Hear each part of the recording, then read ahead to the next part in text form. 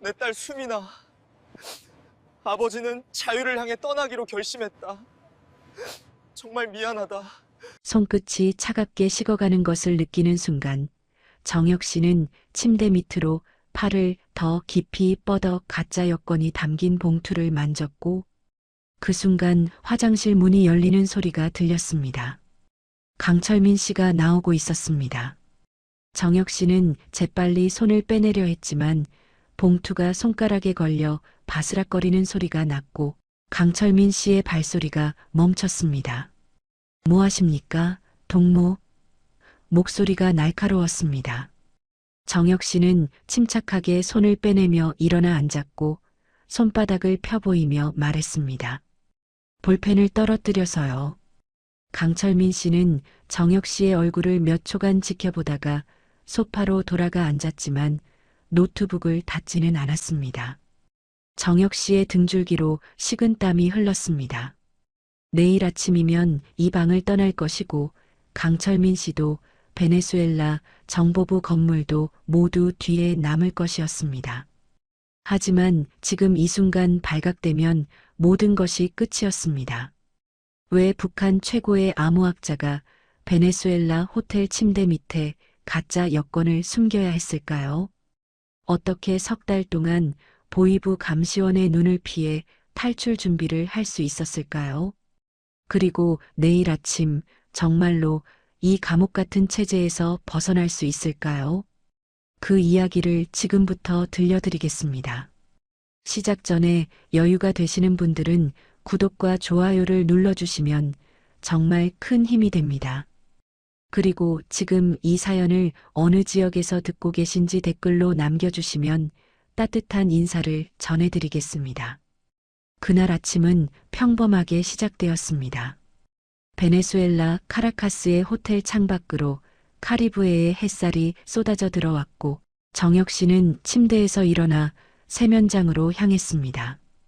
강철민 씨는 이미 소파에 앉아 노트북을 켜두고 있었습니다. 국가안전보위부 소속 감시원 정혁 씨보다 5살 많은 그는 석 달 전 정혁 씨가 베네수엘라에 파견될 때부터 그림자처럼 따라다녔습니다. 세수를 하는 동안에도 강철민 씨의 시선이 느껴졌습니다. 정혁 씨는 거울에 비친 자신의 얼굴을 보았습니다. 28, 김일성 종합대학 최연소 수학교수이자 북한 암호학의 차세대 권위자로 불리는 얼굴이었지만 지금은 그저 도망치려는 사람의 얼굴이었습니다. 오늘 회의 준비는 다 되셨습니까? 강철민 씨가 물었습니다. 정혁 씨는 수건으로 얼굴을 닦으며 고개를 끄덕였습니다. 네, 최종 점검만 하면 됩니다. 베네수엘라 정보부와 북한 사이의 암호 통신망 구축 프로젝트, 정혁 씨가 석 달 동안 맡아온 임무였습니다. 겉으로는 충실하게 일했지만 실제로는 시스템 안에 백도어를 심어두었고 평양 본부에 보내는 보고서를 조작해왔습니다. 강철민 씨는 정혁 씨의 기술적 내용을 이해하지 못했고 그것이 정혁 씨에게는 유일한 자유 공간이었습니다. 아침 식사는 호텔 레스토랑에서 했습니다. 강철민 씨는 정혁 씨의 맞은편에 앉아 식사하는 내내 주변을 살폈습니다. 누가 다가오는지, 정혁 씨가 누구와 눈을 마주치는지 모든 것을 체크했습니다. 정혁 씨는 커피를 마시며 창밖을 바라보았습니다. 카라카스 시내가 아침 햇살 속에 펼쳐져 있었고 저 멀리 산맥이 보였습니다. 자유로운 사람들이 거리를 오가고 있었지만 정혁 씨에게는 그림 속 풍경일 뿐이었습니다. 강철민 씨가 말했습니다. 오늘 회의 끝나면 대사관에 들러야 합니다. 평양에서 전문이 왔다고 하더군요. 정혁 씨의 심장이 빠르게 뛰기 시작했습니다. 평양에서 무슨 전문이 왔을까요? 혹시 자신의 계획이 발각된 것은 아닐까요? 하지만 얼굴에는 아무 표정도 짓지 않았습니다. 알겠습니다. 호텔 방으로 돌아온 뒤 정혁 씨는 노트북을 열고 오늘 회의에서 발표할 자료를 점검했습니다. 강철민 씨는 소파에 앉아 북한에서 가져온 책을 읽고 있었지만 시선은 계속 정혁 씨를 향했습니다. 정혁 씨는 화면을 보며 생각했습니다. 내일이면 이 모든 것이 끝난다고. 성공하면 자유를 얻고 실패하면 정치범 수용 소행이라고. 평양에 남겨질 아내 연희 씨와 5살 딸 수민이의 얼굴이 떠올랐습니다. 연희 씨는 지금쯤 임신한 배를 안고 아침 준비를 하고 있을 것이고 수민이는 유치원에 가기 위해 옷을 입고 있을 것이었습니다. 정혁 씨는 그들을 다시는 볼 수 없을지도 모른다는 생각에 가슴이 무너져 내렸지만 손은 계속 키보드를 두드렸습니다. 점심 무렵 강철민 씨가 잠깐 자리를 비웠습니다. 호텔 로비에서 다른 보이부 요원과 만나기로 했다고 했습니다. 10분 안에 돌아오겠습니다. 방 안에 계십시오. 강철민 씨가 나가고 문이 닫히자 정혁 씨는 재빨리 침대 밑으로 손을 뻗었습니다. 봉투를 꺼내 확인했습니다. 가짜 콜롬비아 여권, 미국 달러 3,000불, 그리고 USB 하나. USB에는 북한 전체 군사 암호 시스템의 핵심 정보가 담겨 있었습니다. 이것이 정혁 씨의 유일한 협상 카드였습니다. 자유를 얻기 위해서는 미국이나 한국 정보기관에 줄 수 있는 무언가가 필요했고 이보다 더 귀중한 정보는 없었습니다. 정혁 씨는 봉투를 다시 침대 밑 깊숙이 밀어넣고 일어섰습니다. 손이 떨렸습니다. 강철민 씨가 돌아왔을 때 정혁 씨는 창가에 서서 밖을 보고 있었습니다. 생각이 많으신 것 같습니다. 동무. 강철민 씨가 말했습니다. 정혁 씨는 고개를 돌려 미소 지었습니다. 내일이면 프로젝트가 끝나니까요. 평양으로 돌아가면 또 새로운 일이 기다리고 있겠죠. 강철민 씨도 고개를 끄덕였습니다. 그렇습니다. 조국이 동무를 필요로 합니다. 조국. 그 단어가 정혁 씨의 귀에 무겁게 들렸습니다. 조국은 정혁 씨의 재능을 독재 정권 유지에 쓰고 있었고 정혁 씨는 더 이상 그 도구가 되고 싶지 않았습니다. 저녁이 되자 석양이 카리브해 너머로 지고 있었습니다. 정혁 씨는 창밖을 보며 마지막 밤이라는 생각을 했습니다. 내일 아침 회의가 시작되면 화장실로 가는 척하고 미리 준비해둔 로프를 타고 건물 밖으로 빠져나갈 것입니다. 택시는 이미 예약되어 있고 콜롬비아 국경까지 가는 루트도 확보했습니다. 모든 것은 석 달 동안 다크웹 암호화 채팅으로 준비한 계획이었습니다. 하지만 변수는 언제든 생길 수 있었습니다. 강철민 씨가 화장실까지 따라올 수도 있고 회의가 예상보다 길어질 수도 있었습니다. 정혁 씨는 심호흡을 했습니다. 밤이 깊어지고 강철민 씨가 소파에서 잠들기 시작했습니다. 코 고는 소리가 규칙적으로 들렸습니다. 정혁 씨는 침대에 누워 천장을 바라보았습니다. 내일이면 모든 것이 결정됩니다. 성공하면 자유인이 되고 실패하면 정혁이라는 이름도 사라질 것입니다. 어둠 속에서 정혁 씨는 주머니에서 작은 사진 한 장을 꺼냈습니다. 평양 대동강변에서 찍은 가족 사진이었습니다. 연희 씨가 환하게 웃고 있고 수민이가 아빠 손을 잡고 있었습니다. 정혁 씨는 사진을 오래 들여다보다가 천천히 찍기 시작했습니다. 작은 조각들이 손바닥 위에 쌓였습니다. 탈북하면서 가족 사진을 소지하고 있다가 발각되면 그들이 더 큰 피해를 입을 것이었습니다. 정혁 씨는 조각난 사진을 주머니에 넣고 눈을 감았습니다. 내일 아침이면 이 모든 것이 끝납니다. 하지만 잠은 오지 않았고 정혁 씨는 어둠 속에서 천장을 바라보다가 옆으로 고개를 돌려 강철민 씨를 보았습니다. 소파에서 코를 고는 그의 모습이 희미한 가로등 불빛의 실루엣처럼 보였습니다. 정혁 씨는 조심스럽게 침대에서 일어나 창가로 걸어갔습니다. 카라카스의 밤거리가 내려다 보였고 이 도시 어딘가에서는 사람들이 자유롭게 살아가고 있었지만 정혁 씨의 머릿속에는 평양만 가득했습니다. 석 달 전 평양을 떠나던 날이 떠올랐습니다. 순안공항에서 연희 씨가 수민이 손을 잡고 배웅을 나왔고 수민이는 아빠가 언제 돌아오냐고 물었습니다. 곧 돌아올게. 정혁 씨가 말했지만 그것은 거짓말이었습니다. 이미 그때 정혁 씨는 탈북을 결심한 상태였고 연희 씨와 수민이를 다시 볼 수 없을지도 모른다는 생각에 가슴이 찢어지는 것 같았습니다. 연희 씨는 임신 6달째였고 배가 불러와 걷기도 힘들어 보였습니다. 몸조리 잘하고 있어요.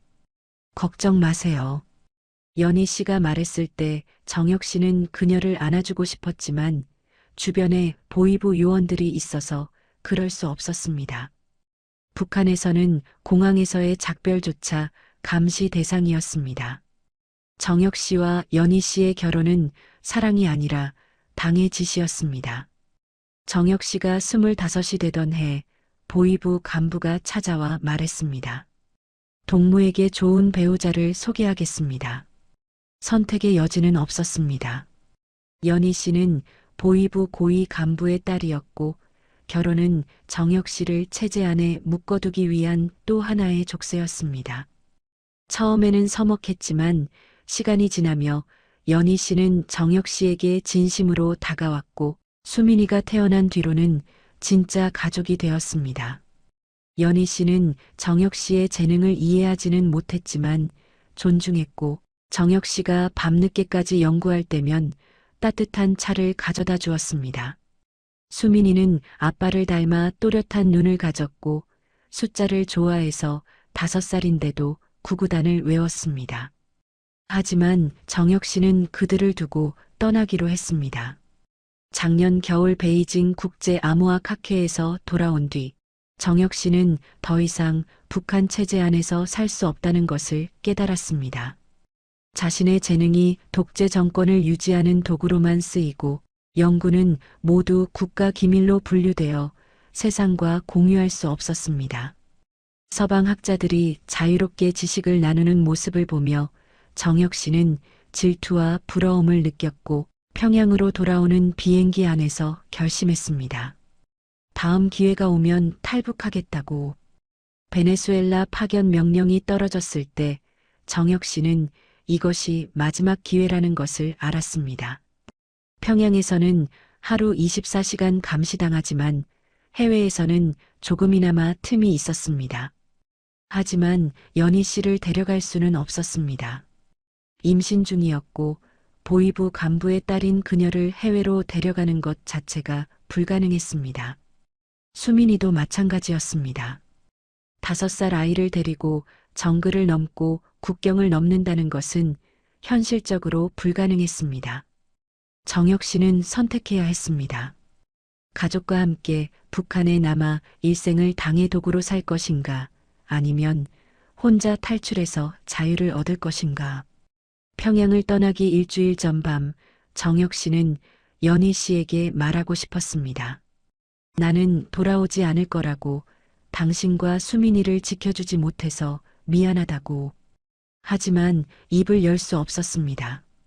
연희 씨에게 말하는 순간 그녀는 선택을 해야 했습니다. 남편의 탈북 계획을 신고할 것인가, 아니면 함께 비밀을 지킬 것인가. 신고하면 정혁 씨는 정치범 수용소로 가고 비밀을 지키면 연희 씨도 연자제로 처벌받습니다. 정혁 씨는 연희 씨에게 그런 선택을 강요하고 싶지 않았습니다. 차라리 아무것도 모르는 채로 남겨두는 것이 나았습니다. 정혁 씨는 창밖을 보며 생각했습니다.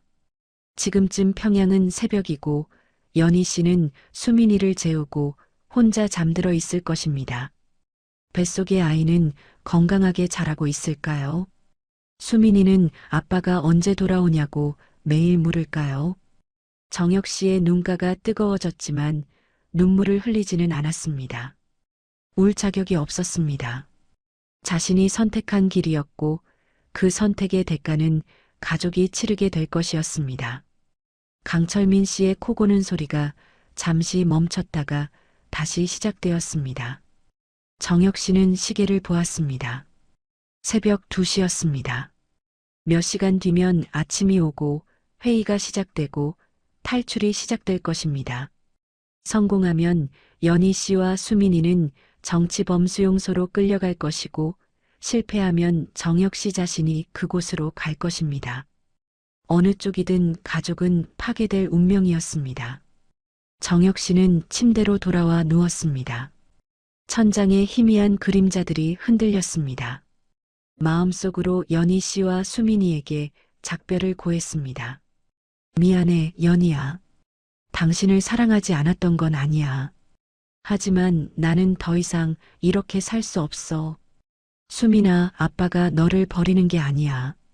아빠는 자유롭게 살고 싶었어. 언젠가 내가 크면 이해해주겠니?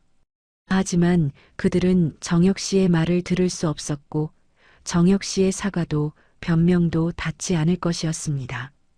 새벽 3시가 넘어서야 정혁 씨는 잠들었습니다. 꿈속에서 수민이가 나타나 울며 말했습니다. 아빠, 왜 안 와요? 정혁 씨는 대답할 수 없었습니다. 꿈속에서도 목소리가 나오지 않았고 수민이는 점점 멀어져 갔습니다. 연희 씨도 나타났지만 정혁 씨를 보지 않고 등을 돌렸습니다. 정혁 씨는 그들을 붙잡으려 손을 뻗었지만 허공만 잡혔습니다. 아침 6시에 알람이 울렸습니다. 정혁 씨는 눈을 떴고 강철민 씨도 소파에서 일어나고 있었습니다. 오늘이 마지막 회의입니다. 동무. 강철민 씨가 말했습니다. 정혁 씨는 고개를 끄덕였습니다. 네, 마지막입니다. 그 말은 강철민 씨가 생각하는 것과는 전혀 다른 의미였습니다. 정혁 씨에게 오늘은 북한 체제와의 마지막 날이었고 가족과의 마지막 날이었고 정혁이라는 이름으로 살아가는 마지막 날이었습니다. 세수를 하고 옷을 갈아입는 동안 정혁 씨의 손은 떨리지 않았습니다. 결심이 섰기 때문이었습니다. 평양에 남겨질 가족을 생각하면 가슴이 무너졌지만 그래도 이 길을 가야 했습니다. 자유를 향한 갈망이 죄책감보다 강했고 정혁 씨는 그것을 부정하지 않았습니다. 나쁜 아버지가 되는 것, 나쁜 남편이 되는 것, 그것이 자유의 대가라면 기꺼이 받아들일 준비가 되어 있었습니다. 정혁 씨는 거울 속 자신을 보며 생각했습니다. 언제부터 이렇게 된 걸까요? 언제부터 천재라는 이름이 축복이 아니라 저주가 되었을까요?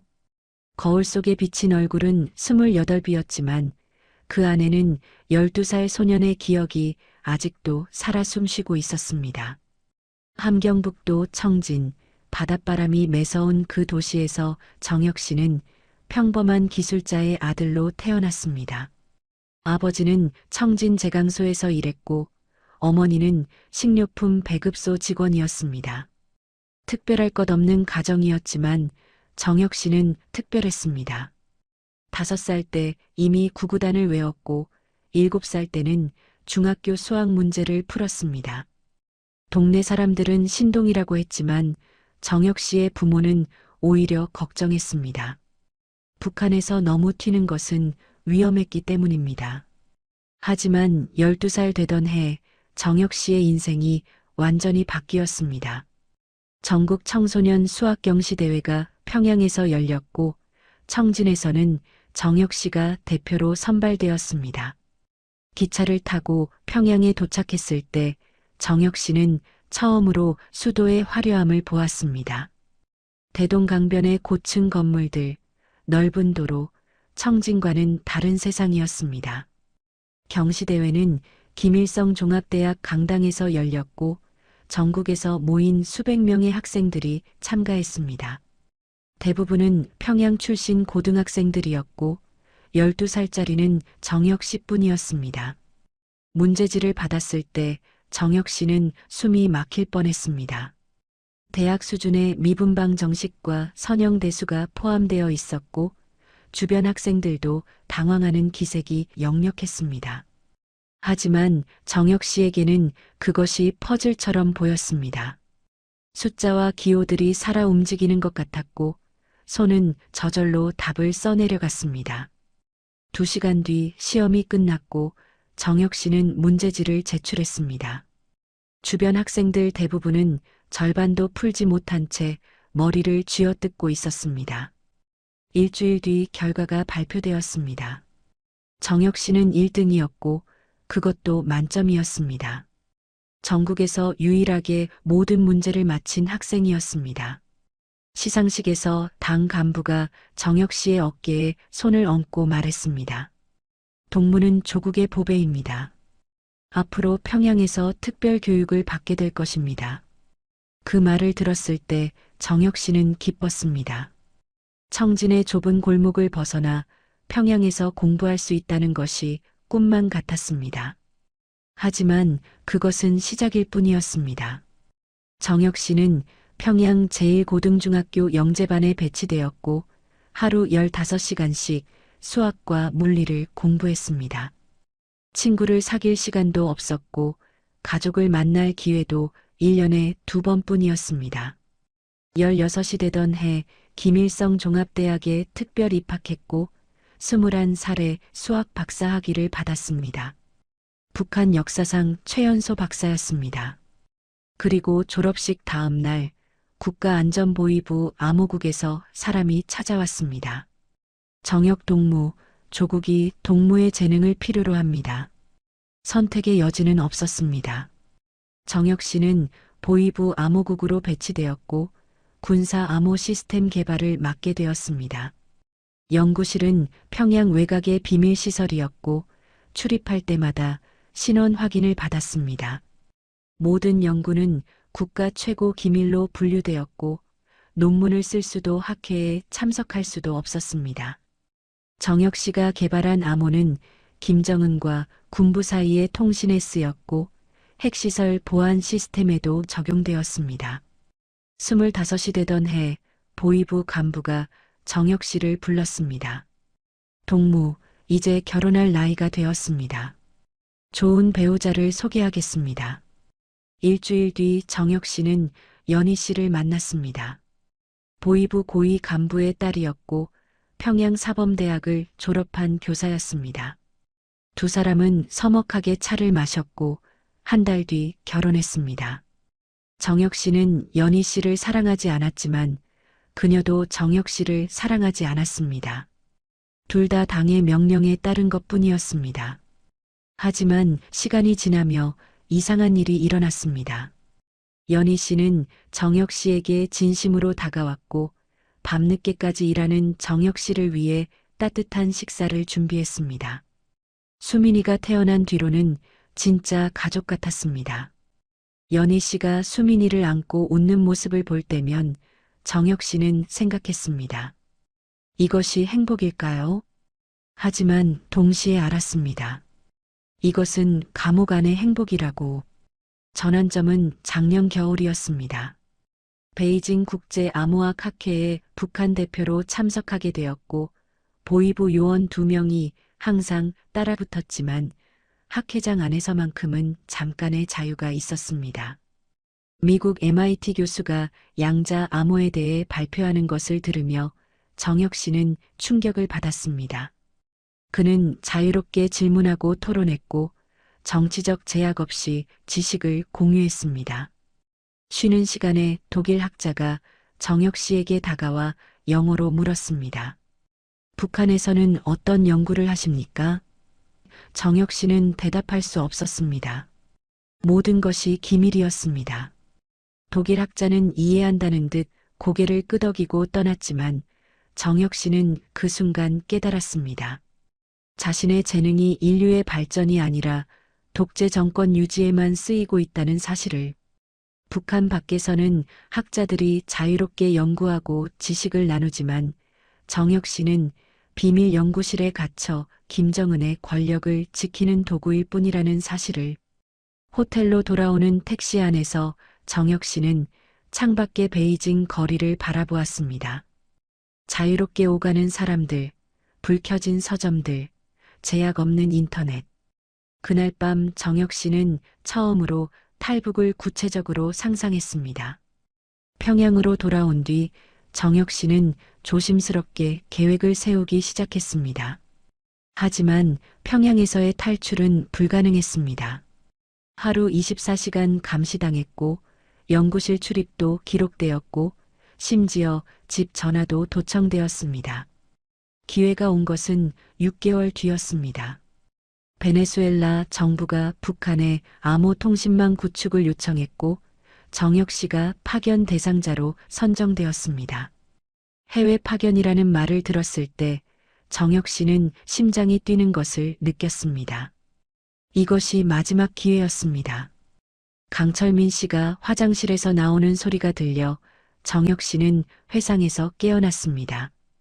거울 속 자신을 다시 보았습니다. 12살 천재 소녀는 사라지고 28 탈북자가 되어 있었습니다. 준비 다 되셨습니까? 동무? 강철민 씨가 물었습니다. 네, 다 됐습니다. 정혁 씨가 대답했습니다. 모든 준비가 끝났습니다. 천재의 감옥에서 벗어날 준비가. 정혁 씨는 호텔방 거울에서 시선을 거두고 강철민 씨를 바라보았습니다. 회의 시작이 9시라고 했죠? 정혁 씨가 물었습니다. 그렇습니다. 8시 30분에 출발하면 됩니다. 강철민 씨가 시계를 보며 대답했습니다. 아직 1시간이 남았습니다. 정혁 씨는 창가에 서서 카라카스 거리를 내려다보았고 문득 작년 겨울 베이징이 떠올랐습니다. 모든 것이 시작된 그곳이 작년 12월 베이징 서우두 공항에 도착했을 때 정혁 씨는 처음으로 중국 땅을 밟았습니다. 보이부 요원 2명이 양옆에서 정혁 씨를 에스코트했고 공항에서 호텔까지 가는 내내 창밖을 보는 것조차 감시받았습니다. 하지만 정혁 씨의 눈은 창밖에 고정되어 있었습니다. 베이징의 고층 빌딩들, 넓은 도로를 달리는 수많은 자동차들, 네온 사인으로 가득한 거리. 평양과는 차원이 다른 세계였습니다. 국제 암호학 학회는 베이징 대학 강당에서 열렸습니다. 전 세계에서 온 학자들이 모여 최신 연구 결과를 발표하고 토론하는 자리였습니다. 정혁 씨는 북한 대표단석에 앉아 주변을 둘러보았습니다. 미국, 영국, 독일, 일본, 이스라엘 학자들이 자유롭게 대화를 나누고 있었고 그들의 얼굴에는 긴장이나 두려움이 없었습니다. 정혁 씨 옆에 앉은 보이부 요원이 속삭였습니다. 동무, 함부로 말을 걸면 안 됩니다. 필요한 대화만 하십시오. 첫 발표가 시작되었습니다. MIT 교수가 양자 암호에 대해 발표했고 정혁 씨는 숨을 죽이고 들었습니다. 그 내용은 정혁 씨가 평양 연구실에서 혼자 고민하던 문제와 정확히 일치했습니다. 하지만 MIT 교수는 그것을 자유롭게 발표했고 다른 학자들과 토론했고 논문으로 출판할 예정이라고 말했습니다. 정혁 씨는 자신이 국가기밀로 분류된 연구를 혼자 안고 있는 동안 세계 학자들은 그것을 공유하고 발전시키고 있다는 사실에 가슴이 답답해졌습니다. 쉬는 시간이 되자 사람들이 복도로 나와 커피를 마시며 담소를 나눴습니다. 정혁 씨도 복도로 나왔지만 보이부 요원이 바로 옆에 붙어 있었습니다. 그때 독일 학자 한 명이 정혁 씨에게 다가왔습니다. 안녕하세요. 북한에서 오셨죠? 저는 베를린 공대의 슈미트입니다. 그는 영어로 말했고 정혁 씨는 잠깐 망설이다가 대답했습니다. 네, 김일성 종합대학의 정혁입니다. 북한에서는 어떤 연구를 하십니까? 양자 암호 분야에도 관심이 있으신지요? 슈미트 교수가 물었습니다. 정혁 씨는 입을 열려다가 닫았습니다. 자신의 연구는 모두 국가 최고 기밀이었고 한마디도 말할 수 없었습니다. 죄송합니다만 구체적으로 말씀드리기 어렵습니다. 정혁 씨가 조심스럽게 대답했습니다. 슈미트 교수는 이해한다는 듯 고개를 끄덕였습니다. 알겠습니다. 하지만 언젠가 자유롭게 연구를 공유할 수 있는 날이 오길 바랍니다. 그는 명함을 건네려다가 보이부 요원의 눈빛을 보고는 그만두었습니다. 그럼 학회 잘 즐기시길 바랍니다. 슈미트 교수가 떠나고 정혁 씨는 그 자리에 서 있었습니다. 자유롭게 연구를 공유한다는 것, 그것이 정혁 씨에게는 상상조차 할 수 없는 일이었습니다. 오후 세션에서는 일본 학자가 블록체인 암호화에 대해 발표했습니다. 발표가 끝나자 질문이 쏟아졌고 미국 학자와 일본 학자 사이에 치열한 토론이 벌어졌습니다. 하지만 그것은 적대적인 논쟁이 아니라 지적 호기심에서 나온 대화였습니다. 서로의 의견을 존중하고 틀린 부분을 지적하고 더 나은 해법을 찾아가는 과정이었습니다. 정혁 씨는 그 모습을 보며 깨달았습니다. 이것이 진짜 학문이라는 것을. 평양 연구실에서 혼자 문제를 풀고 보고서를 올리고 당의 지시를 기다리는 것이 아니라 동료 학자들과 자유롭게 토론하고 지식을 발전시키는 것이 진짜 학문이라는 것을. 저녁 리셉션이 호텔에서 열렸습니다. 각국 학자들이 모여 와인을 마시며 이야기를 나눴고 정혁 씨도 참석했지만 보이부 요원들이 항상 시야 안에 있었습니다. 영국 옥스퍼드 교수가 정혁 씨에게 다가와 물었습니다. 평양은 어떤 도시인가요? 언젠가 가보고 싶은데요. 정혁 씨는 잠깐 생각하다가 대답했습니다. 아름다운 도시입니다. 하지만 방문하기는 쉽지 않을 것입니다. 옥스퍼드 교수가 웃으며 말했습니다. 그렇겠죠. 하지만 학문에는 국경이 없으니까요. 언젠가 북한 학자들도 자유롭게 국제학회에 참석할 수 있기를 바랍니다. 그 말을 들으며 정혁 씨는 가슴이 먹먹해졌습니다. 학회가 끝나고 호텔방으로 돌아왔을 때 이미 밤 10시가 넘었습니다. 보이부 요원들은 옆방에 묵었고 정혁 씨는 혼자 창가에 서서 베이징 야경을 바라보았습니다. 도시 전체가 불빛으로 가득했고 거리에는 아직도 사람들이 오가고 있었습니다. 저 아래 어딘가에서는 학자들이 자유롭게 연구하고 학생들이 제약 없이 공부하고 사람들이 원하는 대로 살아가고 있었습니다. 정혁 씨는 창문을 열고 차가운 겨울바람을 맞았습니다. 베이징의 공기조차 평양과 달랐습니다. 이 도시에는 자유가 있었습니다. 완벽한 자유는 아닐지라도 적어도 학문의 자유는 있었습니다. 정혁 씨는 그 순간 결심했습니다. 더 이상 북한 체제 안에서 살 수 없다고. 자신의 재능이 독재 정권의 도구로만 쓰이는 것을 참을 수 없다고. 언젠가 기회가 오면 탈북하겠다고. 하지만 어떻게요? 평양에서는 불가능했습니다. 중국 국경을 넘는 것도 위험했습니다. 정혁 씨는 창밖을 보며 생각했습니다. 해외 파견, 그것이 유일한 기회라고. 언젠가 다시 해외로 나갈 기회가 온다면 그때 탈출하겠다고. 베이징의 차가운 밤바람이 얼굴을 스쳤고 정혁 씨는 창문을 닫았습니다. 결심은 섰습니다. 이제 기회를 기다리는 것만 남았습니다. 동무 출발 시간입니다. 강철민 씨의 목소리가 들려 정혁 씨는 회상에서 깨어났습니다. 베네수엘라 호텔방으로 돌아온 것입니다. 정혁 씨는 고개를 돌려 강철민 씨를 보았습니다. 네, 갑시다. 베이징에서 본 자유, 그것이 정혁 씨를 여기까지 이끌었고 오늘 아침이면 그 자유를 직접 쟁취할 것입니다. 정혁 씨는 노트북을 가방에 넣고 강철민 씨를 따라 호텔방을 나섰습니다. 복도를 걸어가는 동안 다리가 후들거렸지만 표정만은 평온하게 유지했습니다. 엘리베이터 안에서 강철민 씨가 물었습니다. 긴장되십니까, 동무? 정혁 씨는 고개를 저었습니다. 아니요, 준비는 다 됐습니다. 그 말은 강철민 씨가 생각하는 것과는 전혀 다른 의미였습니다. 호텔 로비에는 북한 대사관 차량이 대기하고 있었습니다. 검은색 세단이었고 운전사는 대사관 직원이었습니다. 정혁 씨와 강철민 씨가 뒷좌석에 앉아 차가 출발했습니다. 카라카스 아침 거리는 출근 차량들로 붐볐고 차는 천천히 시내를 가로질렀습니다. 정혁 씨는 창밖을 보며 생각했습니다. 이 거리를 다시 볼 수 있을까요? 아니면 오늘이 마지막일까요? 손바닥에 땀이 맺혔지만 주머니에 손을 넣어 감췄습니다. 베네수엘라 정보부 건물은 시내 중심가에 있었습니다. 6층짜리 콘크리트 건물이었고 입구에는 무장 경비원들이 서 있었습니다.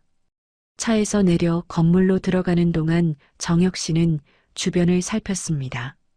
건물 뒤편에 주차장이 보였고 그곳에서 택시를 탈 계획이었습니다. 로비에서 신원 확인을 받고 3층 회의실로 올라갔습니다. 엘리베이터 안에서 정혁 씨는 심호흡을 했습니다. 지금부터 1시간 뒤면 모든 것이 결정됩니다. 회의실 문이 열렸고 베네수엘라 정보부 관계자들이 이미 자리에 앉아 있었습니다. 책임자인 로드리게스 국장이 일어나 악수를 청했습니다. 환영합니다. 정혁 동지. 오늘이 마지막 점검이죠? 네, 그렇습니다. 정혁 씨가 대답했습니다. 강철민 씨는 회의실 뒤편 의자에 앉았고 시선은 정혁 씨에게 고정되어 있었습니다. 정혁 씨는 노트북을 열고 프로젝터를 연결했습니다. 화면에 암호 시스템 구조도가 떠올랐습니다. 지난 석 달 동안 구축한 통신망은 군사급 암호화를 사용합니다. 정혁 씨가 설명을 시작했습니다. 평양과 카라카스 사이의 모든 통신은 이중 암호화되고 제3자가 해독하는 것은 사실상 불가능합니다. 베네수엘라 측 기술자들이 고개를 끄덕였습니다. 정혁 씨는 차분하게 설명을 이어갔지만 머릿속에서는 시계가 째깍거리고 있었습니다. 회의가 시작된 지 20분이 지났고 계획대로라면 30분 뒤에 화장실에 가야 했습니다. 화면을 넘기며 보안 프로토콜을 설명하는 동안 정혁 씨는 손목 시계를 슬쩍 확인했습니다. 오전 9시 25분이었습니다. 택시기사에게는 9시 40분에 건물 뒤편 주차장에서 대기하라고 암호화 메시지로 전달해 두었습니다. 모든 것이 분 단위로 계획되어 있었고 한 가지라도 어긋나면 실패할 수 있었습니다. 질문 있으십니까? 정혁 씨가 물었습니다. 베네수엘라 측 기술자 한 명이 손을 들었습니다. 암호키 갱신 주기는 어떻게 됩니까? 일주일마다 자동으로 갱신됩니다. 평양 본부에서 새 키를 생성하면 암호화된 채널을 통해 전송됩니다. 정혁 씨가 대답했습니다. 질문이 몇 개 더 이어졌고 정혁 씨는 하나하나 답했습니다. 강철민 씨는 뒤에서 모든 것을 지켜보고 있었습니다. 오전 9시 35분이 되었습니다. 정혁 씨는 물 한 모금을 마시고 말했습니다. 마지막으로 실제 시연을 보여드리겠습니다. 노트북에서 암호화 프로그램을 실행했고 화면에 코드들이 흘러갔습니다. 베네수엘라 측 사람들이 화면에 집중했습니다. 정혁 씨는 시연을 진행하는 척하면서 손목 시계를 다시 확인했습니다. 38분이었습니다. 이제 시간입니다. 죄송합니다만 잠깐 화장실 좀 다녀오겠습니다. 정혁 씨가 조심스럽게 말했습니다. 회의실이 순간 조용해졌습니다. 강철민 씨가 벌떡 일어났습니다. 제가 같이 가겠습니다. 정혁 씨의 심장이 쿵쾅거리기 시작했습니다. 이것이 변수였습니다. 강철민 씨가 화장실까지 따라오면 모든 계획이 무너집니다. 바로 그때 로드리게스 국장이 웃으며 말했습니다. 강철민 동지, 화장실까지 따라가는 건 좀 과하지 않습니까? 여기는 우리 정보부 건물이고 경비도 삼엄합니다. 강철민 씨는 난색을 표했습니다. 하지만 제 임무는 정역 동물을 보호하는 것입니다. 로드리게스 국장이 다시 말했습니다. 물론 이해합니다. 하지만 국제회의 예절상 조금은 신뢰를 보여주셔야 하지 않겠습니까? 정역 동지가 어디 도망가겠습니까? 회의실에 있던 베네수엘라 측 사람들이 웃었습니다. 강철민 씨는 주저했습니다. 정역 씨는 숨을 죽이고 기다렸습니다. 이 순간이 모든 것을 결정할 것입니다. 10초가 지나고 강철민 씨가 천천히 앉았습니다. 알겠습니다. 하지만 빨리 다녀오십시오, 동무. 정역 씨는 고개를 끄덕이고 회의실을 나섰습니다. 복도로 나오는 순간 다리가 휘청거렸지만 걸음을 멈추지 않았습니다. 강철민 씨가 문 뒤에서 지켜보고 있을 것입니다. 자연스럽게 걸어야 했습니다. 복도 끝에 화장실 표지판이 보였습니다. 뒤를 돌아보니 강철민 씨가 회의실 문을 열고 복도를 내다보고 있었습니다. 정역 씨는 손을 들어 인사했고 화장실로 들어갔습니다. 문이 닫히는 순간 정역 씨는 등을 문에 기대고 눈을 감았습니다. 심장이 귀청을 찢을 듯 뛰었습니다. 손이 떨렸습니다. 하지만 이제 돌이킬 수 없었습니다. 화장실 안은 조용했습니다. 3개의 칸이 있었고 창문이 하나 있었습니다. 정역 씨는 재빨리 천장 환기구를 확인했습니다. 일주일 전 이곳에 왔을 때 미리 배낭을 숨겨두었습니다. 의자를 끌어와 올라서서 환기구 덮개를 열었습니다. 검은색 배낭이 보였습니다. 손을 뻗어 배낭을 꺼냈고 무게감이 느껴졌습니다. 가짜 여권, 현금, 그리고 USB.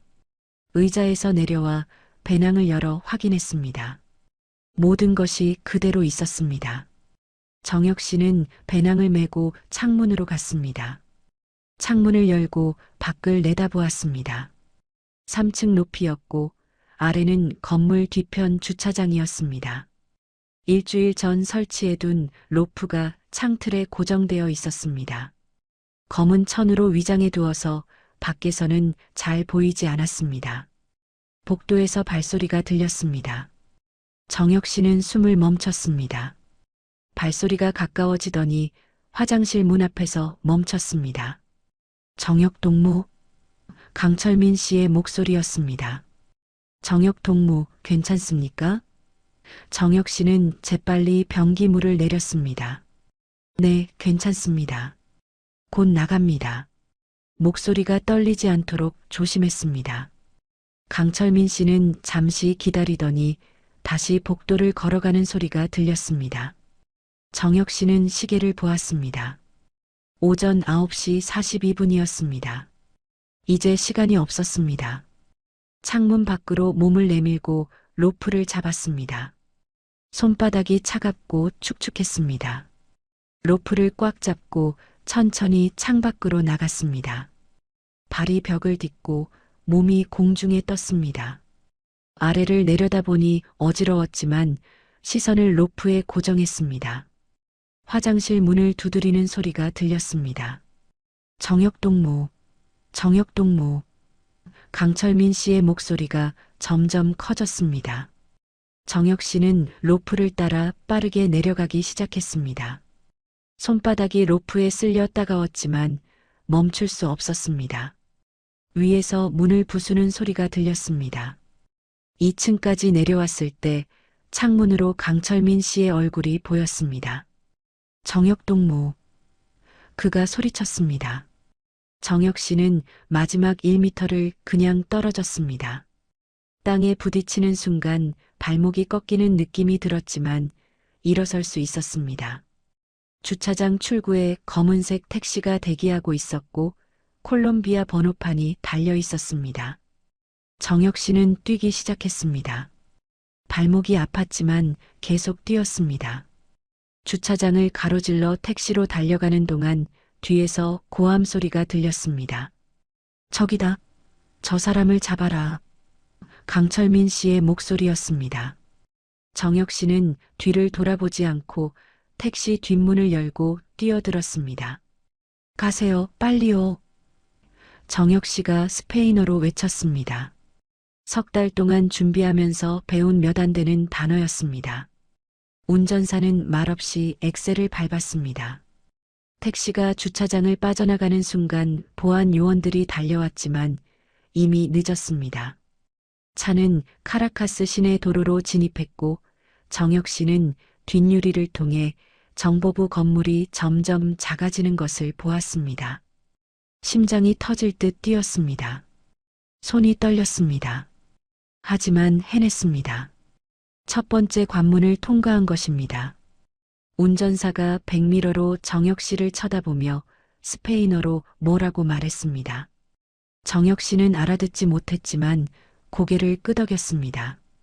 운전사는 다시 앞을 보며 운전에 집중했습니다. 차는 카라카스 외곽 고속도로로 접어들었고 속도를 높였습니다. 정혁 씨는 배낭을 열어 가짜 여권을 확인했습니다. 콜롬비아 여권이었고 이름은 카를로스 메디나로 되어 있었습니다. 사진은 정혁 씨와 비슷하게 생긴 남미인의 얼굴이었지만 어둠 속에서 보면 구분하기 어려울 정도였습니다. 1시간쯤 달렸을까요?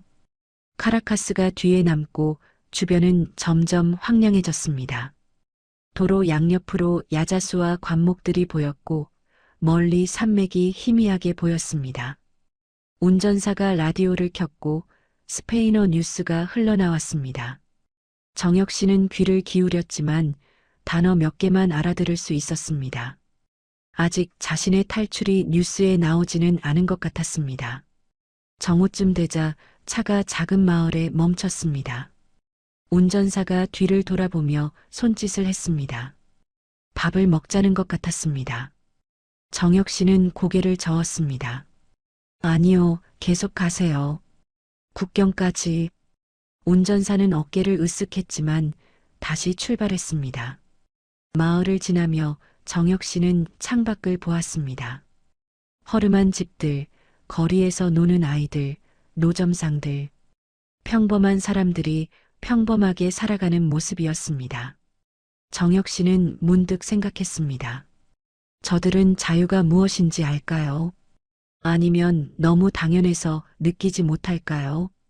오후가 되자 풍경이 바뀌었습니다. 산악지대로 접어들었고 도로는 구불구불해졌습니다. 차는 천천히 산길을 올라갔고 정혁 씨는 창밖의 절벽을 보며 아찔함을 느꼈습니다. 한쪽은 산이었고 다른 쪽은 낭떠러지였습니다. 운전사는 능숙하게 핸들을 조작했지만 정혁 씨는 손잡이를 꽉 잡았습니다. 해가 기울어갈 무렵 차가 다시 멈췄습니다. 작은 마을이었지만 아까보다 더 황량했습니다. 집들은 낡았고 거리는 비어 있었습니다. 운전사가 뒤를 돌아보며 말했습니다. 프론테라, 국경이라는 뜻인 것 같았습니다. 정혁 씨는 고개를 끄덕이고 차에서 내렸습니다. 다리가 뻣뻣했고 발목은 여전히 아팠습니다. 운전사가 손짓으로 따라오라고 했고 정혁 씨는 배낭을 메고 따라갔습니다. 좁은 골목을 지나 낡은 술집 앞에 도착했습니다. 간판도 없고 창문은 판자로 가려져 있었습니다. 운전사가 문을 두드렸고 안에서 누군가 문을 열었습니다. 어둠 속에서 얼굴이 잘 보이지 않았습니다. 운전사와 그 사람이 스페인어로 짧게 대화를 나눴고 정혁 씨를 안으로 들어오라고 손짓했습니다. 술집 안은 어두웠고 담배 냄새가 진동했습니다. 몇 명의 남자들이 테이블에 앉아 카드놀이를 하고 있었고 정혁 씨를 쳐다보았습니다. 정혁 씨는 긴장했지만 침착함을 유지하려고 애썼습니다. 운전사가 구석 테이블로 안내했고 거기에 한 남자가 앉아 있었습니다. 40대쯤 되어 보이는 남자였고 얼굴에 흉터가 있었습니다. 카를로스? 남자가 스페인어로 물었습니다. 정혁 씨는 고개를 끄덕였습니다. 가짜 여권의 이름이었습니다. 남자는 손을 내밀었고 정혁 씨는 악수했습니다. 나는 미겔이요. 당신을 국경 너머로 데려갈 사람이요. 미겔이 느린 스페인어로 말했고 정혁 씨는 대충 알아들었습니다. 감사합니다. 정혁 씨가 영어로 대답했습니다. 미겔은 테이블 위에 지도를 펼쳤습니다. 손으로 그린 조잡한 지도였지만 산맥과 강이 표시되어 있었습니다. 여기가 우리 위치고 여기가 콜롬비아 국경이요. 미겔이 손가락으로 가리키며 설명했습니다. 검문소는 여기 있는데 당신은 거기로 갈 수 없소. 우리는 정글 루트를 이용할 거요. 정혁 씨는 지도를 보며 고개를 끄덕였습니다. 직선거리로는 얼마 안 되어 보였지만 산과 정글을 넘어야 했습니다. 언제 출발합니까? 정혁 씨가 물었습니다. 지금 당장. 미겔이 대답했습니다. 베네수엘라 군이 국경을 봉쇄하기 전에 떠나야 하오. 정혁 씨는 놀랐습니다. 벌써 자신의 탈출이 알려진 것일까요? 미겔이 일어서며 말했습니다. 짐은 최소한으로 챙기시오. 이틀 동안 걸어야 하오. 술집을 나와 뒤편으로 가니 낡은 지프차가 있었습니다. 미겔과 정혁 씨 그리고 가이드 한 명이 더 탔습니다. 가이드는 젊은 남자였고 말이 없었습니다. 차는 마을을 벗어나 비포장도로로 접어들었습니다. 울퉁불퉁한 길을 달리는 동안 정혁 씨는 몸이 위아래로 흔들렸습니다. 창밖은 점점 어두워지고 있었고 정글의 윤곽이 희미하게 보였습니다. 1시간쯤 달렸을 때 차가 멈췄습니다. 더 이상 길이 없었습니다. 앞에는 나무들만 빽빽하게 들어서 있었습니다. 여기서부터 걸어야 하오. 미겔이 말했습니다. 정혁 씨는 배낭을 메고 차에서 내렸습니다. 밤 공기가 차갑고 습했습니다. 정글 어딘가에서 동물 울음소리가 들렸고 정혁 씨는 몸서리쳤습니다. 가이드가 손전등을 켜고 앞장섰습니다. 미겔이 정혁 씨의 뒤를 따랐습니다. 조심하시오. 뱀이 있소. 미겔이 말했습니다. 정혁 씨는 긴장하며 발밑을 보며 걸었습니다. 나무 뿌리가 얽혀 있었고 이끼가 미끄러웠습니다. 몇 번이나 넘어질 뻔했지만 미겔이 붙잡아 주었습니다. 정글 속은 완전한 어둠이었습니다. 손전등 불빛이 유일한 안내자였고 그것조차 몇 미터 앞까지만 비쳤습니다. 나뭇가지가 얼굴을 스쳤고 벌레들이 달라붙었습니다. 정혁 씨는 손으로 벌레들을 털어냈지만 계속 달라붙었습니다. 평양 연구실에서 컴퓨터 앞에 앉아 일하던 사람이 지금 베네수엘라 정글을 헤매고 있다는 것이 믿기지 않았습니다. 몇 시간을 걸었을까요? 다리가 후들거렸고 발목은 심하게 아팠습니다. 하지만 멈출 수 없었습니다. 가이드는 쉬지 않고 앞으로 나아갔고 정혁 씨는 따라가기에 급급했습니다. 얼마나 더 가야 합니까? 정혁 씨가 숨을 헐떡이며 물었습니다. 내일 저녁이면 국경이요. 미겔이 대답했습니다. 정혁 씨는 절망감을 느꼈습니다. 아직 반도 안 온 것입니다. 자정쯤 되어 가이드가 멈췄습니다. 여기서 잠시 쉬겠소. 그가 말했습니다. 정혁 씨는 나무에 기대어 주저앉았습니다. 온몸이 땀에 젖어 있었고 목이 말랐습니다. 미겔이 물병을 건넸고 정혁 씨는 한 모금 마셨습니다. 물맛이 이상했지만 마시지 않을 수 없었습니다. 어둠 속에서 앉아 있는 동안 정혁 씨는 생각했습니다. 지금쯤 평양에는 전화가 갔을 것입니다. 연희 씨와 수민이는 어떻게 되었을까요? 보이부가 집으로 찾아갔을까요? 정혁 씨는 눈을 감았습니다. 생각하고 싶지 않았지만 머릿속을 떠나지 않았습니다. 자유를 향해 가고 있지만 그 자유의 대가는 너무나 컸습니다. 정혁 씨는 나무에 기댄 채 눈을 감았지만 잠이 오지 않았습니다. 정글의 소리들이 귀를 파고들었습니다. 어디선가 원숭이가 울었고 벌레들이 윙윙거렸고 나뭇잎이 바스락거렸습니다. 미겔이 말했습니다. 30분만 쉬고 다시 출발하겠소. 해가 뜨기 전에 최대한 멀리 가야 하오. 정혁 씨는 고개를 끄덕였습니다. 발목이 퉁퉁 부어 올랐지만 신발을 벗을 수 없었습니다. 다시 신기 어려울 것 같았습니다. 30분이 지나고 가이드가 일어섰습니다. 정혁 씨도 일어서려 했지만 다리에 힘이 들어가지 않았습니다. 미겔이 팔을 잡아 일으켜 주었습니다. 힘내시오. 이제 반 왔소. 하지만 그 말이 위로가 되지 않았습니다. 아직 반이나 남았다는 뜻이었으니까요. 다시 걷기 시작했습니다. 손전등 불빛을 따라 한 발 한 발 내디뎠고 발목이 아플 때마다 이를 악물었습니다. 새벽이 밝아올 무렵 정글의 풍경이 조금씩 드러났습니다.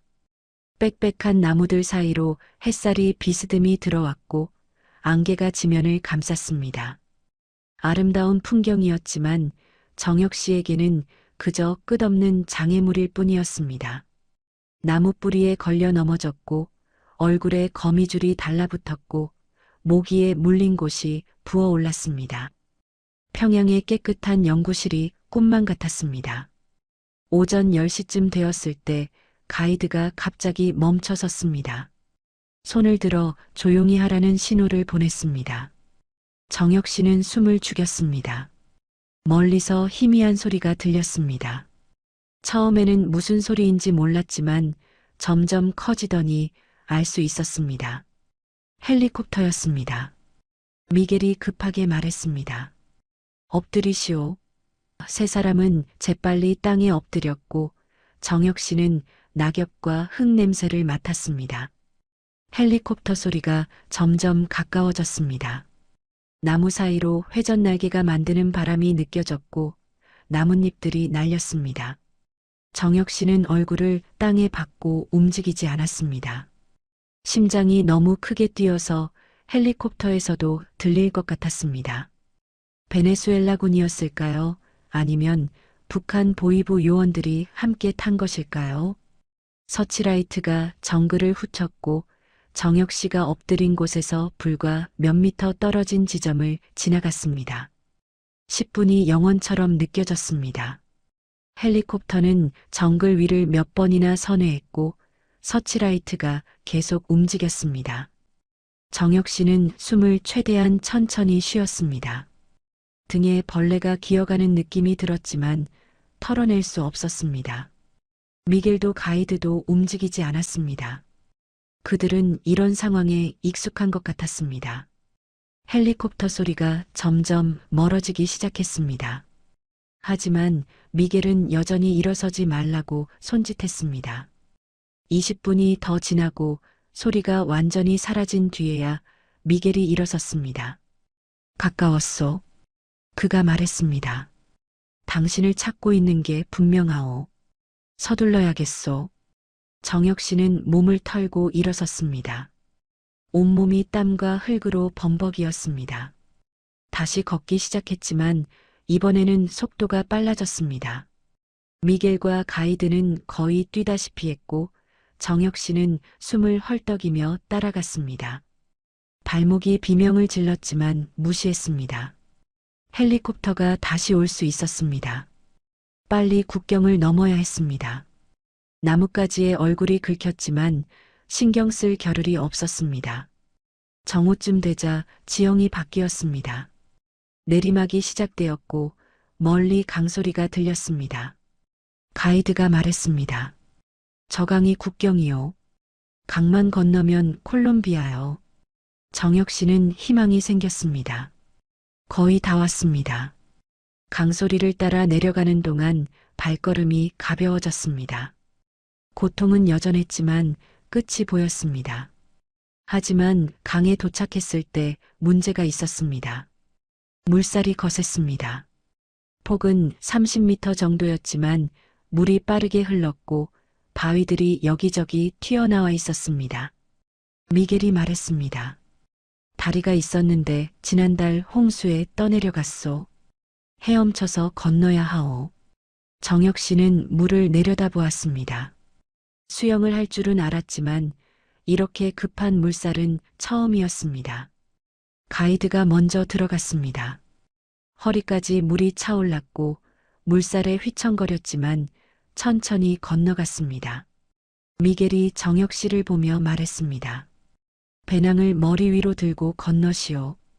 젖으면 안 되는 게 있다면. 정혁 씨는 고개를 끄덕였습니다. USB가 있었습니다. 그것만은 젖으면 안 됐습니다. 배낭을 머리 위로 들고 강으로 들어갔습니다. 물이 차가웠습니다. 발밑에 돌들이 미끄러웠고 물살이 다리를 밀었습니다.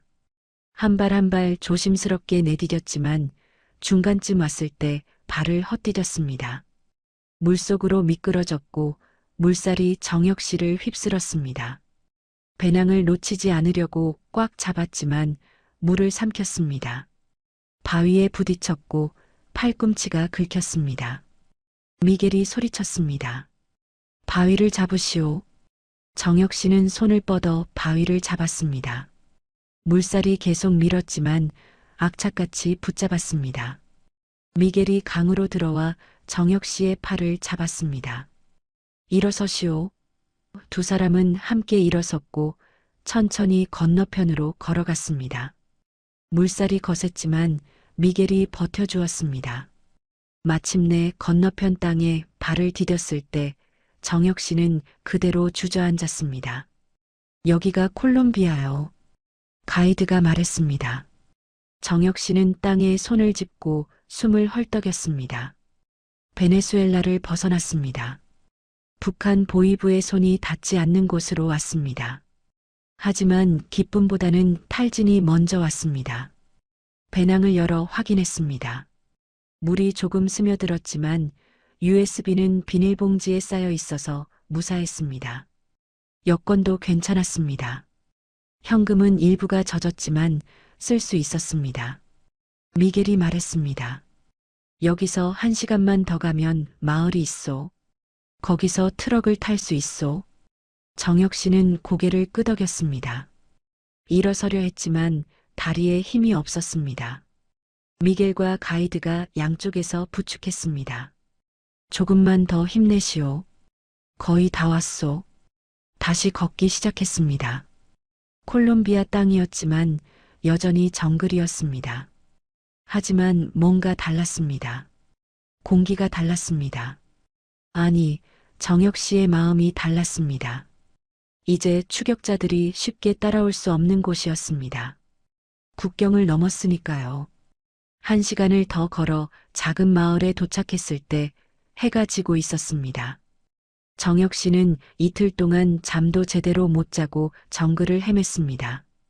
온몸이 상처투성이었고 옷은 찢어졌고 얼굴은 긁혔습니다. 하지만 살아 있었습니다. 그리고 자유로웠습니다. 정혁 씨는 마을 입구 나무 벤치에 앉아 멍하니 하늘을 올려다보았습니다. 별이 하나둘 떠오르고 있었고 정글 너머로 석양이 붉게 타고 있었습니다. 미겔이 물병을 건넸고 정혁 씨는 한 모금 마셨습니다. 물이 목을 타고 내려가는 느낌이 생생했습니다. 살아있다는 증거였습니다. 여기서 오늘 밤 쉬고 내일 아침 보고타로 가는 트럭을 탈 수 있소. 미겔이 말했습니다. 정혁 씨는 고개를 저었습니다. 아니요, 지금 당장 가야 합니다. 베네수엘라군이 국경을 넘어올 수도 있어요. 미겔이 웃었습니다. 콜롬비아까지는 안 와요. 하지만 당신이 원한다면 밤차를 구해보겠소. 그는 마을 안쪽으로 걸어갔고 정혁 씨는 벤치에 남아 배낭을 끌어안았습니다. 30분쯤 지나 미겔이 돌아왔습니다. 트럭 기사를 구했소. 지금 출발할 수 있소. 하지만 돈을 더 내야 하오. 정혁 씨는 배낭에서 달러 지폐를 꺼냈습니다. 젖어서 구겨진 돈이었지만 미겔은 받았습니다. 따라오시오. 마을 뒤편에 낡은 화물 트럭이 서 있었고 젊은 기사가 담배를 피우고 있었습니다. 미겔이 스페인어로 뭐라고 말했고 기사는 고개를 끄덕이며 트럭 짐칸을 가리켰습니다. 짐칸에 타야 하오. 검문소를 지날 때 숨어 있어야 하오. 미겔이 설명했습니다. 정혁 씨는 짐칸으로 올라갔습니다. 안에는 과일 상자들이 가득했고 바나나 냄새가 진동했습니다. 미겔이 말했습니다. 상자 뒤에 숨으시오.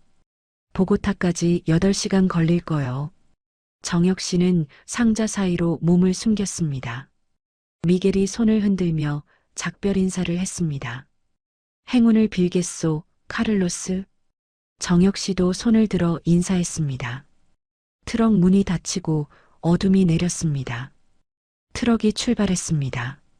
비포장도로를 달리는 동안 몸이 위아래로 흔들렸고 상자들이 부딪히는 소리가 시끄러웠습니다. 정혁 씨는 상자에 기대어 눈을 감았습니다. 피곤했지만 잠이 오지 않았습니다. 머릿속에서 지난 이틀이 빠르게 지나갔습니다. 카라카스 호텔 방 로프를 타고 내려간 순간, 정글을 헤맨 시간, 강을 건넌 기억, 모든 것이 꿈만 같았습니다. 2시간쯤 지났을 때 트럭이 멈췄습니다. 밖에서 목소리가 들렸고 스페인어로 대화하는 소리였습니다. 검문소인 것 같았습니다. 정혁 씨는 숨을 죽이고 상자 뒤에 더 깊이 숨었습니다. 트럭 문이 열리는 소리가 났고 손전등 불빛이 짐칸을 비췄습니다. 누군가 상자를 두드리는 소리가 들렸습니다. 정혁 씨는 심장이 터질 것 같았습니다. 하지만 검문소 직원은 대충 확인하고 문을 닫았습니다. 트럭이 다시 출발했고 정혁 씨는 안도의 한숨을 쉬었습니다. 새벽 5시쯤 트럭이 다시 멈췄습니다. 문이 열리고 기사가 스페인어로 뭐라고 말했습니다. 정혁 씨는 밖으로 나왔습니다. 보고타 외곽 도매시장이었습니다. 상인들이 분주하게 과일을 내리고 있었고 아침 공기가 차가웠습니다. 기사가 손짓으로 가라는 신호를 보냈습니다. 정혁 씨는 배낭을 메고 시장을 빠져나왔습니다. 거리로 나오니 보고타의 아침이었습니다. 고층 빌딩들이 서 있었고 출근하는 사람들이 거리를 오가고 있었습니다. 정혁 씨는 주변을 둘러보며 걸었습니다. 옷은 찢어져 있었고 얼굴은 상처투성이었지만 아무도 신경 쓰지 않았습니다. 대도시의 무관심이 고마웠습니다. 길모퉁이에서 택시를 잡았고 영어로 말했습니다. 미국 대사관으로 가주세요. 택시기사가 백미러로 정혁 씨를 쳐다보았습니다.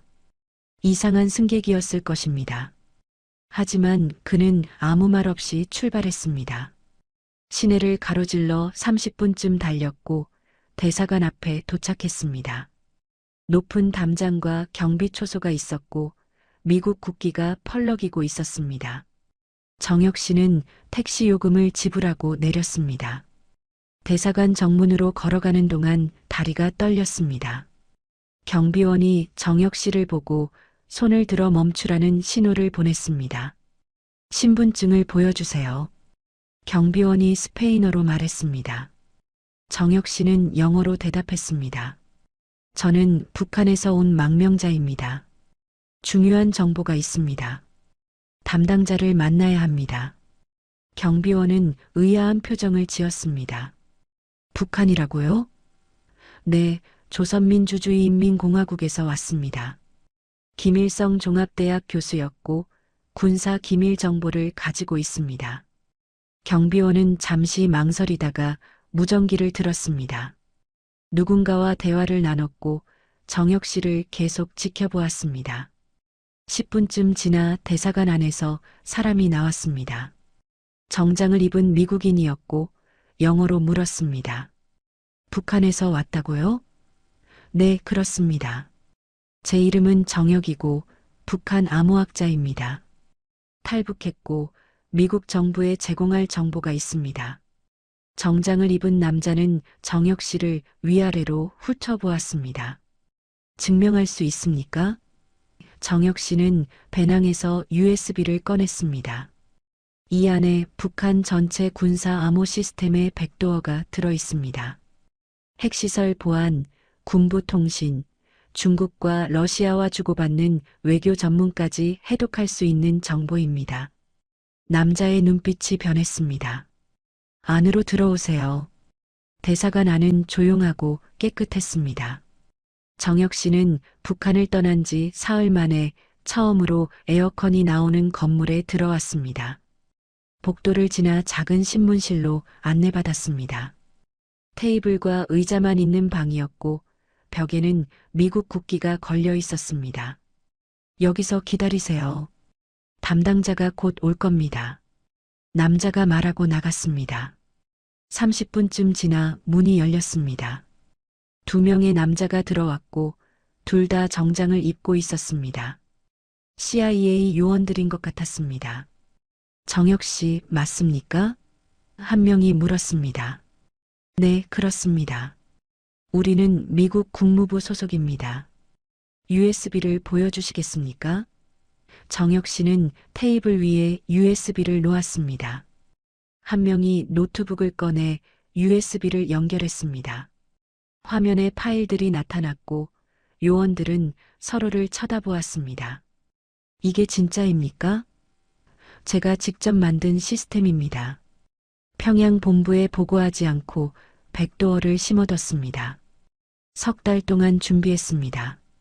요원들은 파일을 여러 내용을 확인했습니다. 암호 구조도, 키 생성 알고리즘, 통신 프로토콜, 모든 것이 들어 있었습니다. 믿을 수 없군요. 한 요원이 말했습니다. 북한 최고 암호학자가 전체 시스템을 들고 탈북했다니. 정혁 씨는 말했습니다. 저를 한국으로 보내주십시오. 그리고 이 정보를 미국과 한국이 공유할 수 있게 해주십시오. 그게 제 조건입니다. 요원들이 고개를 끄덕였습니다. 물론입니다. 하지만 먼저 당신의 신원을 확인해야 합니다. 정말 김일성 종합대학 교수입니까? 증명할 수 있습니다. USB 안에 있는 암호를 만든 사람이 저입니다. 해독해보면 알 것입니다. 정혁 씨가 대답했습니다. 요원들은 다시 노트북을 보았습니다. 한 명이 전화를 걸었고 빠른 영어로 누군가와 대화를 나눴습니다. 전화를 끊고 정혁 씨를 보며 말했습니다. 일단 안전한 곳으로 모시겠습니다. 본부에 보고하고 지시를 기다려야 합니다. 1시간 뒤 정혁 씨는 검은색 세단을 타고 보고타 외곽으로 이동했습니다. 안전가옥이라고 했습니다. 조용한 주택가에 있는 2층짜리 집이었고 창문에는 커튼이 쳐져 있었습니다. 안으로 들어가니 가구가 거의 없었지만 깨끗했습니다. 여기서 며칠 머무르게 될 겁니다. 밖으로 나가면 안 됩니다. 요원이 말했습니다. 정혁 씨는 침실로 안내받았습니다. 침대가 있었고 욕실이 붙어 있었습니다. 사흘 만에 처음으로 침대를 보았습니다. 요원들이 나가고 문이 잠겼습니다. 정혁 씨는 침대에 앉아 창밖을 보았습니다. 보고타의 하늘이 파랬습니다. 북한을 벗어났습니다. 자유를 얻었습니다. 하지만 가슴 한편이 텅 빈 것 같았습니다. 평양에 남겨진 연희 씨와 수민이가 떠올랐고 눈물이 흘러내렸습니다. 정혁 씨는 침대에 누워 천장을 바라보았습니다. 보고타 안전가옥의 천장은 하얗고 평양 아파트의 낡은 천장과 달랐습니다. 모든 것이 달랐습니다. 공기도 소리도 냄새도. 하지만 정혁 씨의 가슴속 죄책감만은 여전히 무거웠습니다. 사흘이 지났습니다. CIA 요원들이 매일 와서 정혁 씨를 조사했습니다. 북한에서의 경력, 암호 시스템 개발 과정, USB에 담긴 정보의 진위 여부, 모든 것을 확인했습니다. 정혁 씨는 성실하게 대답했고 요청받은 자료를 제공했습니다. 워싱턴 본부에서 암호 전문가들이 와서 USB 내용을 분석했고 놀라운 표정으로 서로를 쳐다보았습니다. 이게 진짜라면 북한 군사통신망 전체를 들여다볼 수 있습니다. 한 전문가가 말했습니다. 나흘째 되는 날 아침 책임자급으로 보이는 요원이 찾아왔습니다. 50대 남자였고 회색 머리에 날카로운 눈빛을 가졌습니다. 정혁 씨, 저는 CIA 동아시아 담당 부국장입니다. 당신이 제공한 정보를 검증했고 진짜임을 확인했습니다. 미국 정부는 당신을 보호하고 한국으로 이송하기로 결정했습니다. 정혁 씨는 안도의 한숨을 쉬었습니다. 감사합니다. 하지만 한 가지 알아두셔야 할 게 있습니다. 북한 당국은 당신을 찾고 있고 베네수엘라 정부에 압력을 넣고 있습니다. 당분간 신분을 완전히 숨겨야 합니다. 이틀 뒤 정혁 씨는 보고타 공항으로 이동했습니다. 새벽 4시였고 공항은 한산했습니다. CIA 특별기가 대기하고 있었고 승객은 정혁 씨와 요원 2명뿐이었습니다. 비행기가 이륙하는 순간 정혁 씨는 창밖을 내다보았습니다. 남미 대륙이 점점 작아졌고 구름 속으로 사라졌습니다. 다시는 이곳에 오지 않을 것입니다. 베네수엘라도 콜롬비아도 이제 과거였습니다. 비행기는 워싱턴 덜레스 공항에 착륙했습니다. CIA 본부 근처 시설로 이송되었고 거기서 하루를 보냈습니다. 다시 한번 조사를 받았고 서류에 서명했습니다. 한미정보 공유협정, 신변보호동의서, 각종 법적 문서들. 정혁 씨는 다 읽지도 못하고 서명했습니다. 그날 저녁 한국행 비행기에 탔습니다. 이번에는 민간 항공기였지만 1등석에 혼자 앉았습니다. 14시간을 날아 인천공항에 도착했을 때는 한국 시간으로 오후 3시였습니다. 입국장으로 나가지 않고 별도 통로로 안내받았습니다. 국정원 요원들이 기다리고 있었고 검은색 세단이 준비되어 있었습니다. 정혁 씨 환영합니다. 대한민국에 오신 것을 한 요원이 말했습니다. 정혁 씨는 고개를 숙여 인사했습니다. 한국어를 들으니 눈물이 날 것 같았습니다. 북한 억양과는 다른 남한 말투였지만 같은 언어였습니다. 차는 서울 외곽의 국정원 보호시설로 향했습니다. 고속도로를 달리는 동안 정혁 씨는 창밖을 보았습니다. 한국의 풍경이 펼쳐졌습니다. 높은 건물들, 빠르게 달리는 자동차들, 네온 사인으로 가득한 거리. 북한과는 차원이 다른 세계였습니다. 평양도 겉으로는 화려했지만 이것과는 비교할 수 없었습니다. 보호시설은 조용한 주택가에 있었습니다. 3층짜리 건물이었고 외관은 평범한 오피스텔 같았지만 내부는 완전히 달랐습니다. 보안 시스템이 곳곳에 설치되어 있었고 요원들이 상주하고 있었습니다. 정혁 씨는 2층 방으로 안내받았습니다. 침대, 책상, 욕실이 갖춰진 깨끗한 방이었습니다. 다음 날부터 본격적인 조사가 시작되었습니다. 국정원 북한 이탈 주민 담당팀이 매일 와서 질문했습니다.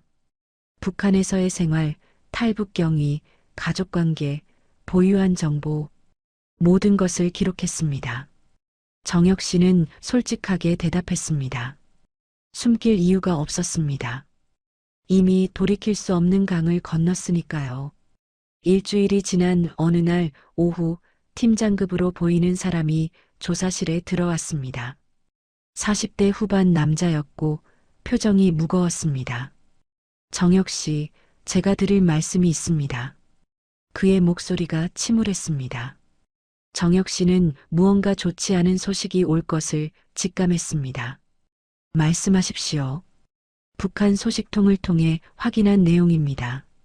당신의 탈북 사실이 평양에 보고되었고 가족들에 대한 조치가 취해졌습니다. 정혁 씨의 몸이 굳어졌습니다. 알고 있었던 일이었지만 실제로 확인하니 다리에 힘이 빠졌습니다. 어떤 조치입니까? 목소리가 떨렸습니다. 팀장이 천천히 말했습니다. 부인 연희 씨와 따님 수민 양 그리고 양가 부모님 모두 정치범 수용소로 이송되었다는 정보입니다. 연자제가 적용되었습니다. 정혁 씨는 의자를 붙잡았습니다. 방이 빙글빙글 돌았습니다. 생사는 확인됩니까? 간신히 물었습니다. 팀장이 고개를 저었습니다. 수용소 내부 상황은 확인이 어렵습니다. 하지만 임산부인 연희 씨의 상태를 고려하면 우려스러운 상황입니다. 정치범 수용소의 의료 환경은 극히 열악하니까요. 정혁 씨는 두 손으로 얼굴을 감쌌습니다. 연희 씨는 임신 중이었습니다. 수용소에서 아이를 낳는다는 것은 죽음을 의미했습니다. 수민이는요? 정혁 씨가 물었습니다. 팀장이 말했습니다. 5살 아이도 함께 수용소로 갔다는 정보입니다. 북한은 3대까지 처벌합니다. 아시다시피 정혁 씨는 주먹으로 테이블을 쳤습니다. 아팠지만 고통을 느낄 수 없었습니다. 머릿속이 하얘졌습니다. 수민이의 얼굴이 떠올랐습니다. 5살짜리 아이가 정치범수용소에서 어떻게 살까요? 제대로 먹지도 못하고 강제 노동을 하며 얼마나 버틸 수 있을까요? 죄송합니다. 팀장이 말했습니다. 이런 소식을 전하게 되어 정혁 씨는 고개를 저었습니다. 아니요, 알려주셔서 감사합니다. 알아야 했으니까요. 목소리가 메말랐습니다. 팀장이 물 한 잔을 건넸고 정혁 씨는 마셨습니다. 목구멍이 타는 것 같았습니다. 구출할 방법은 없습니까? 정혁 씨가 물었습니다. 팀장이 안타까운 표정으로 고개를 저었습니다. 정치범 수용소는 북한에서 가장 삼엄한 곳입니다. 외부인의 접근이 불가능하고 내부 정보도 거의 나오지 않습니다. 현실적으로 구출은 불가능합니다. 정혁 씨는 눈을 감았습니다. 알고 있었던 대답이었습니다. 하지만 듣고 나니 절망이 밀려왔습니다. 혹시 다른 정보가 들어오면 알려드리겠습니다. 팀장이 일어서며 말했습니다. 지금은 좀 쉬시는 게 좋겠습니다. 팀장이 나가고 정혁 씨는 혼자 남았습니다. 조사실 창밖으로 서울 하늘이 보였습니다. 파란 하늘, 흰 구름, 자유로운 새들. 하지만 정혁 씨에게는 아무 의미가 없었습니다.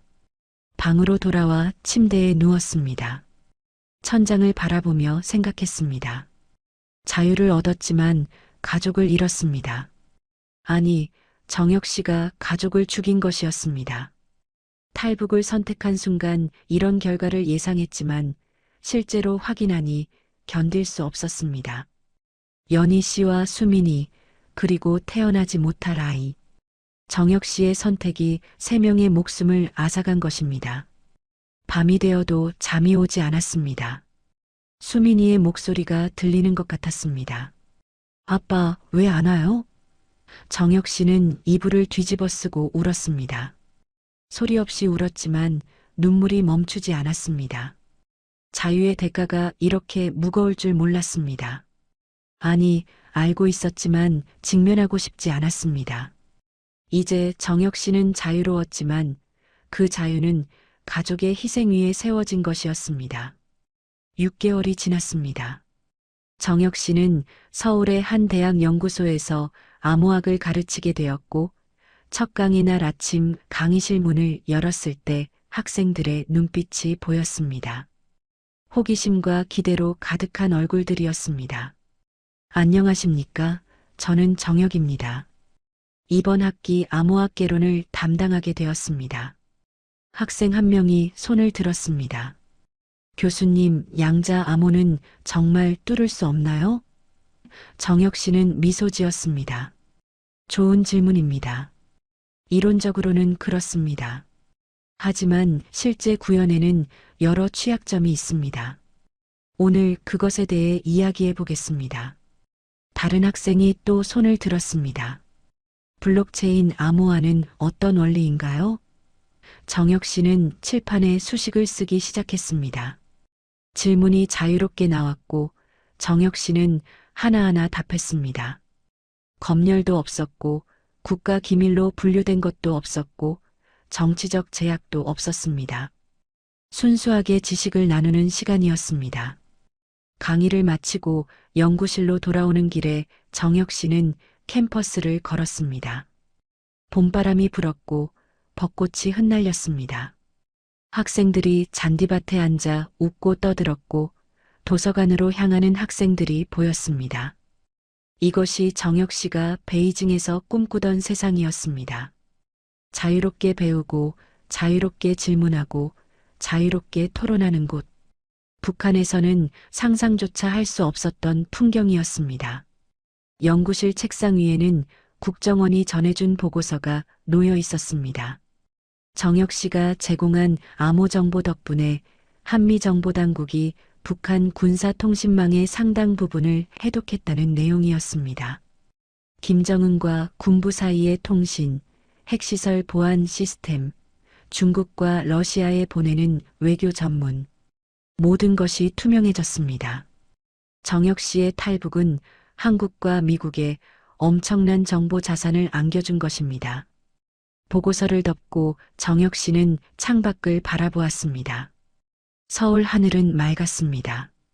하지만 북쪽 어딘가에서는 수민이가 수용소에 갇혀 있을지도 몰랐습니다. 연희 씨가 아이를 낳았을까요? 아니면 출산 도중 세상을 떠났을까요? 정혁 씨는 매일 그 생각을 했습니다. 밤마다 악몽에 시달렸습니다. 꿈속에서 수민이가 나타나 울며 말했습니다. 아빠, 배고파요. 정혁 씨는 손을 뻗었지만 닿지 않았습니다.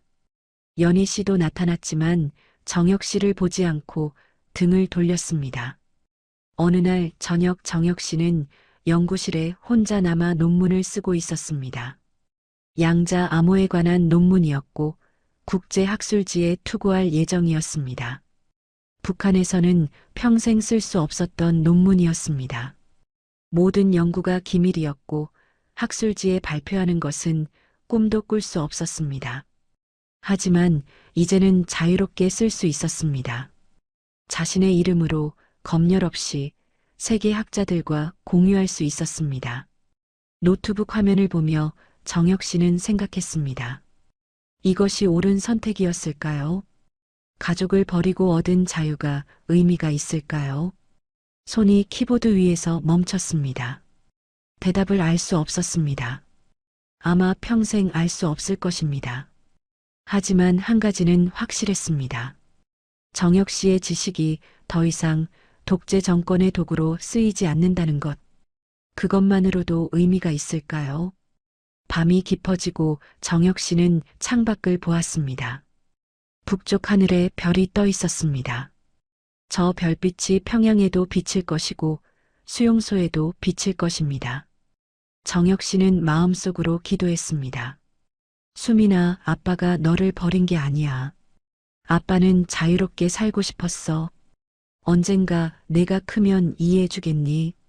아빠는 매일 너를 생각해. 연희야, 미안해. 당신을 사랑하지 않았던 건 아니야.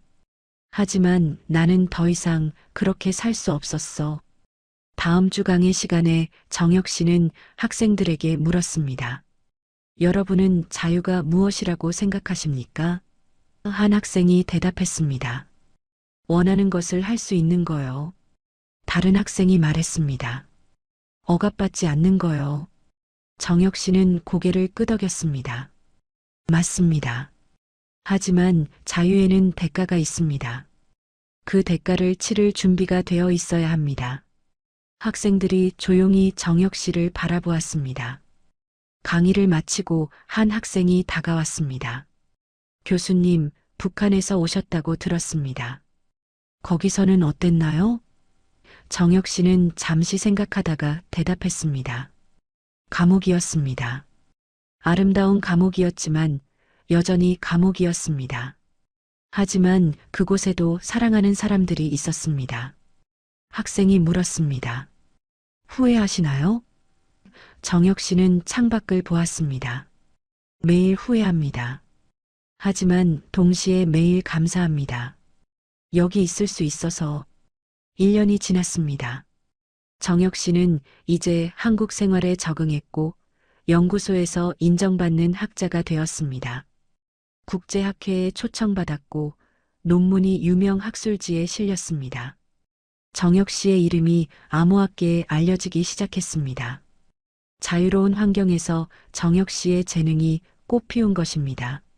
하지만 매일 밤 북쪽 하늘을 바라보는 것은 변하지 않았습니다. 어느 봄날 정혁 씨는 캠퍼스 벤치에 앉아 있었습니다. 벚꽃이 만개했고 학생들이 웃으며 지나갔습니다.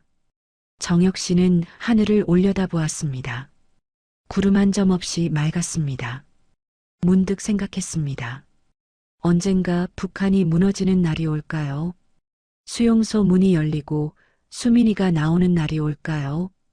그날이 오면 정혁 씨는 무슨 말을 할까요? 미안하다고 할까요? 기다렸다고 할까요? 정혁 씨는 일어서서 연구실로 걸어갔습니다. 오늘도 강의가 있었고 학생들이 기다리고 있었습니다. 자유롭게 질문하고 토론할 학생들이. 정혁 씨는 그들을 가르치며 살아갈 것입니다. 천재 수학자의 탈북은 한국 정보당국에 엄청난 정보 자산을 안겨주었지만 정혁 씨 개인에게는 평생 짊어져야 할 죄책감을 남겼습니다. 하지만 그 죄책감을 안고서라도 정혁 씨는 자유로운 학자로 살아갈 것입니다. 그것이 정혁 씨가 선택한 길이었고 그 길 위에서 정혁 씨는 매일 북쪽을 향해 기도할 것입니다. 여러분, 오늘 이야기는 여기서 마치겠습니다.